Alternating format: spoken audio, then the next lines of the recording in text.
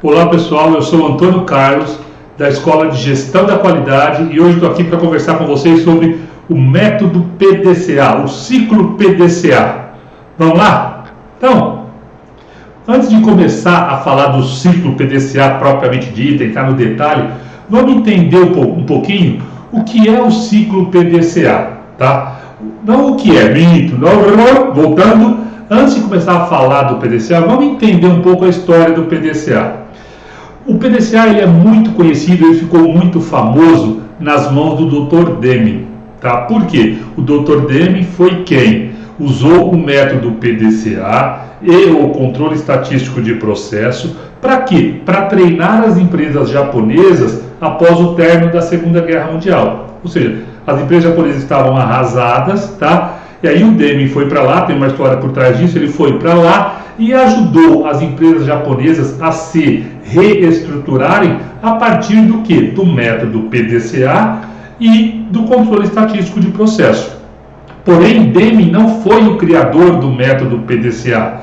Quem criou o método PDCA foi o Dr. Shilhart, lá por volta de 1925, 1930, do século passado, obviamente, tá? Então, nessa década aqui de 2020,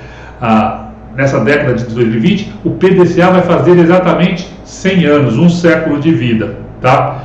E ou seja, é um método que funciona, é um método que bem aplicado ajuda bastante no dia a dia das organizações, tá?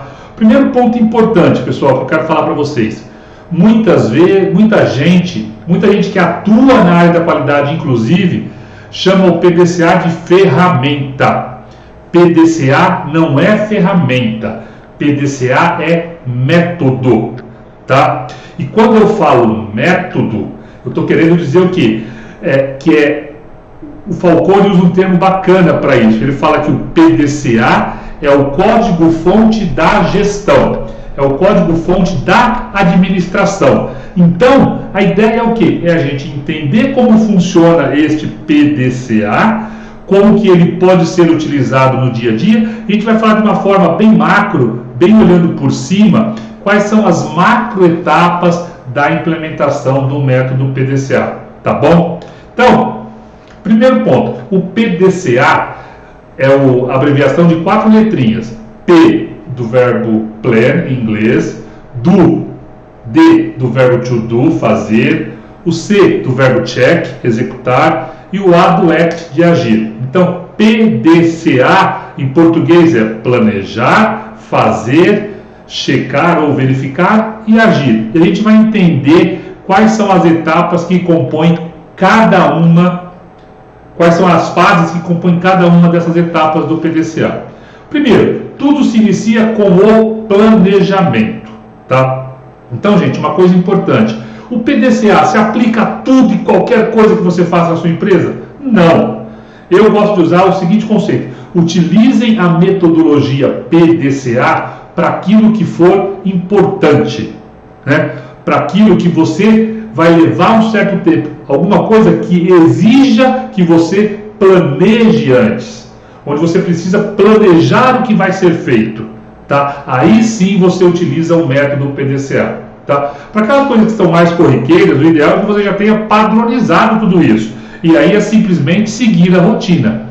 O PDCA não, o PDCA é quando você quer chegar a um resultado diferente, quer alguma coisa diferente, e aí sim você utiliza um método para aplicá-lo. E a primeira etapa é o planejamento, tá? Mas dentro do planejamento existem 2 blocos grandes, tá? O primeiro bloco é o quê? É o bloco que a gente chama de definir as metas, ou seja, é você definir onde você quer chegar, qual a sua visão de futuro, onde você quer estar daqui a 3 meses, 4 meses, 5 meses. Quando você identifica um problema, qual é o resultado que você quer atingir ao terminar a solução desse problema? Então a primeira etapa é definir metas, tá? E aí eu vou te contar uma história, tá? Existe um médico brasileiro muito famoso que foi professor em Harvard, chamado Dr. Laírio Ribeiro, tá? O Laírio Ribeiro ele chegou em Harvard, eu não sei exatamente o ano, mas foi na década de 70, início da década de 70. E quando ele chegou lá, estava sendo publicado o resultado de uma pesquisa feita há 20 anos atrás. Ou seja, na década de 50, no início dos anos 50, a universidade entrevistou cada um dos formandos, tá? E fez a seguinte pergunta: você tem um planejamento do que você vai fazer da vida agora que você está saindo de uma das melhores universidades do mundo? Então vejam só, a pergunta foi feita para aqueles formandos de uma das melhores universidades do mundo. Vocês sabem o que vocês vão fazer daqui para frente? Vocês planejaram a vida de vocês? Tá? E o resultado foi o seguinte: 3% das pessoas que foram entrevistadas tinham documentado, tinham por escrito o que eles fariam da vida. Tá? E aí o compromisso era o quê? A faculdade iria acompanhar, de certa forma, a evolução dessas pessoas. Ela fez esse acompanhamento e, no início dos anos 70, ela publicou o resultado. E aí, o livro do Dr. Lair Ribeiro chama O Sucesso Não Ocorre por Acaso. Tá? E aí no livro ele conta que, em todos os aspectos que a pesquisa abordava, aquelas pessoas que haviam descrito o que queriam da vida, aquelas que tinham definido suas metas, vamos dizer assim, se saíram melhor do que as outras. Mas não foi um pouquinho melhor, um tantinho melhor, se saíram muito melhor do que as outras. E aí o livro cita, financeiramente falando, os 3% valiam mais do que os outros 97% somados. Ou seja, vamos pensar assim, o que aqueles caras tinham de patrimônio, ganhavam por ano, era mais do que a soma dos outros 97%. E aí o Dr. Lair Ribeiro discorre no livro o porquê disso, né? Da importância de planejar, da importância de definir metas, aquela coisa toda. Mas para a gente aqui, quero trazer para a nossa realidade do PDCA, a primeira etapa para você aplicar o PDCA é você definir suas metas. Não tem como iniciar o ciclo PDCA sem ter uma meta definida. Lembre o seguinte, se você não tem uma meta definida, você não consegue chegar lá. Primeiro ponto, se você não tem onde chegar, como que você vai desdobrar todo o restante? Então, primeiro ponto, definam onde você quer chegar. E aí eu brinco assim, né? O dia 31 de dezembro é o Dia Mundial do Planejamento. Por quê? Nesse dia você promete que vai fazer isso, você promete que vai fazer aquilo, você executa essa primeira etapa aí, ó, muito bonitinho. Você define qual que é a sua meta para o ano seguinte, ó, vou terminar o curso X, vou me esforçar para ser promovido, vou fazer isso, vou perder peso. Você promete um monte de coisa. Só que no dia 1º, você já esqueceu tudo aquilo e não dá continuidade nas outras etapas do método. Aí, a coisa não acontece. Tá? Então, a definição de meta é importante? É lógico que é importante, mas ela por si só não vai te levar muito longe, tá? Porque uma meta sem ação não passa de um sonho, não te leva a lugar nenhum, tá bom? Então, é muito importante vocês definirem as metas, estabelecerem essas metas, e eu digo assim, deixem essas metas visualmente. Numa empresa é muito importante você definir uma meta. Você tem um problema que você está resolvendo na sua empresa. Crie um quadro, crie um gráfico e publique esta meta. Deixe ela lá bem clara, tá? Mas aí a pergunta vem, o que é meta? Meta tem que responder 3 perguntinhas, tá? Primeira delas, a meta tem que te falar o que você quer atingir, tá? Porque pensem no seguinte, ó. Antes de falar o exemplo, vou falar. Pensei no seguinte, ó. O que, a meta tem que ter o que, o quanto e o quando. Antônio Carlos, por quê? Pensem na seguinte situação. Você define a seguinte meta. Eu quero reduzir o refúgio. Tá? Daí, passado um ano, o refúgio no início, quando você falou, eu quero reduzir o refúgio, era 10%. Passado um ano, o refúgio caiu de 10 para 9,5%. Tem sentido? Né? Ou se o seu chefe chega para você, Antônio Carlos, olha, eu quero que você reduza o refúgio. Você fala, beleza, chefe, pode deixar comigo, vou fazer um trabalho danado aqui e vou melhorar muito esse refúgio. pode contar comigo. Daí vai. No final do ano, o chefe lembra, pô, Antônio Carlos, lembra no início do ano lá? Falei para você reduzir o refúgio, agora, ó, na hora de definir o bônus aqui, deixa eu ver o quanto chegou aí. Daí você chega lá para ele, chefe, ó, olha o meu trabalho, saí de 10%, que estava no início de janeiro, lembra quando nós conversamos, 10% de refúgio, e hoje, ó, trabalhei arduamente esse ano todo e chegamos a 9,7%, chefe.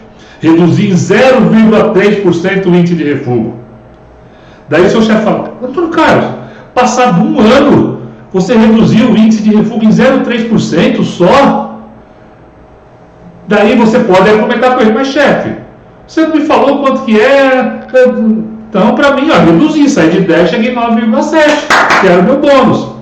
Então, pessoal, para evitar esse tipo de situação, eu digo o seguinte, a meta tem que responder o que, o quanto e o quando. Aí, não tem dúvida. Antônio Carlos, você tem que reduzir o índice de refúgio, o que?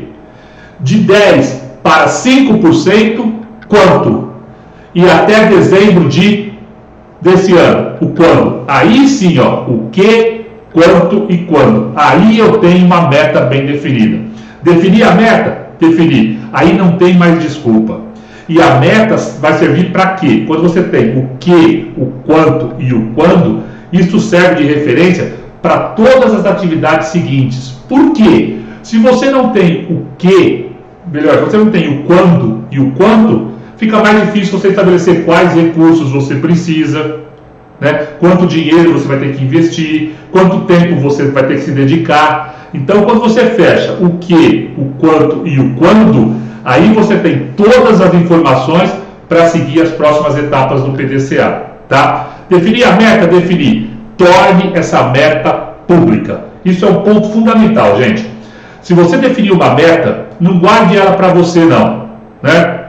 Em alguns casos, uns até que recomendam na vida pessoal, para não ter, sei lá, mas numa empresa, definir uma meta, coloque essa meta onde as pessoas envolvidas possam ver. É o que a gente fala de criar um quadro de gestão à vista. Por quê? Quando as pessoas veem aquilo, elas se comprometem mais com a meta. Então, ó, sugiro, que aqui é um exemplo, crie um quadro parecido com esse, onde você tem onde você está hoje, que é a situação atual, onde você quer chegar, que é a meta, e o prazo que você tem.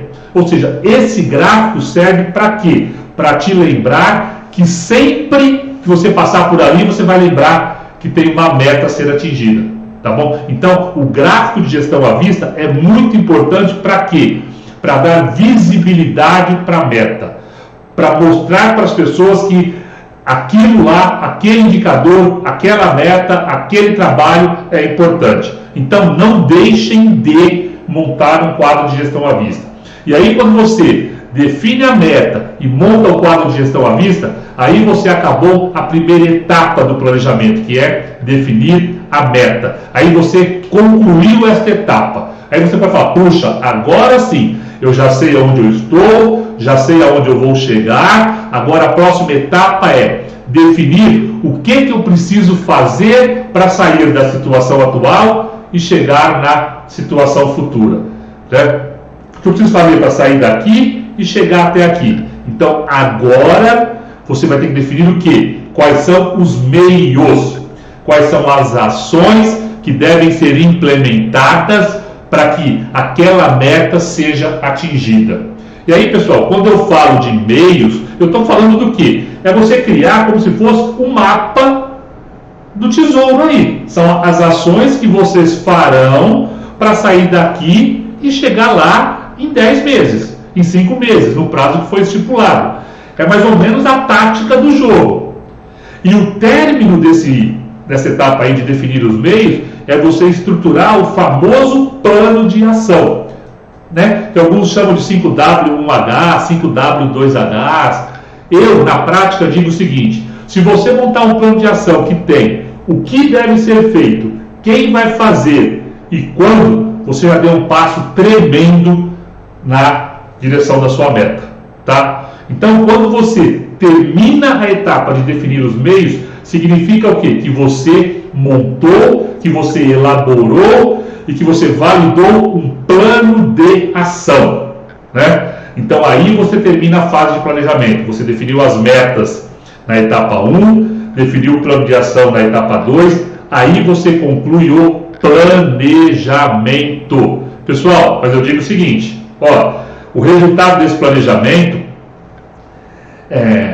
papel aceita tudo, né? Você vai acabar a etapa 2, você vai ter algo parecido com isso aqui, um cronograma, um time chart, um plano de ação bonitinho. Mas assim, se você não atuar para que essas ações se tornem realidade, nada vai acontecer. Papel aceita tudo, tá? Então, e o cara que montou o PDCA sabia disso. Então ele falou, ó, não adianta eu somente planejar. Depois que eu planejei, eu tenho que colocar as coisas para funcionar. Colocar o plano de ação em prática. Ir para o chão de fábrica e fazer as coisas acontecer. Ir para o escritório e fazer as coisas acontecer. Ir para dentro da loja e fazer as coisas acontecer. Então é hora de colocar o plano em ação. Fazer o plano se tornar realidade. Tá? E aí começa o quê? A segunda etapa do PDCA, que é o to do, fazer. E o fazer de novo significa o quê? Tornar o plano de ação que foi elaborado na etapa anterior uma realidade. Tornar o plano de ação que eu acabei de desenvolver no dia a dia, implementá-lo no dia a dia. E a etapa de execução, a gente também costuma dividir ela em 2 blocos. Tá? O primeiro bloco é qual? Educar e treinar, ou seja, é eu capacitar as pessoas. Por quê? Pense na sua organização. Você montou um plano de ação, tem lá vários responsáveis, teoricamente você validou com todo mundo aquilo bonitinho. Será que as pessoas que vão fazer sabem exatamente o porquê daquela ação, como aquela ação vai acontecer, por que o prazo é importante, aquela coisa toda? Então é importante o quê? Que você treine, que você informe as pessoas envolvidas na execução do plano de ação no porquê daquilo. Por que aquilo é importante? Por que eu tenho que fazer aquilo? Tá? Aí você ganha mais comprometimento ainda, porque na etapa anterior, se você trabalhou com as pessoas para que elas ajudassem na elaboração do plano, agora, quando você vai com cada uma delas, explica o porquê do plano, qual que é o objetivo daquele plano, você explica, dá detalhes de como as coisas vão acontecer, você ganha mais comprometimento ainda. Aí vem a próxima etapa. Treinei, todo mundo sabe o que tem que fazer? Sei. Todo mundo sabe o que tem que fazer? Sei. Qual que é a próxima etapa? Ih, errei. Puta que pariu. Volta.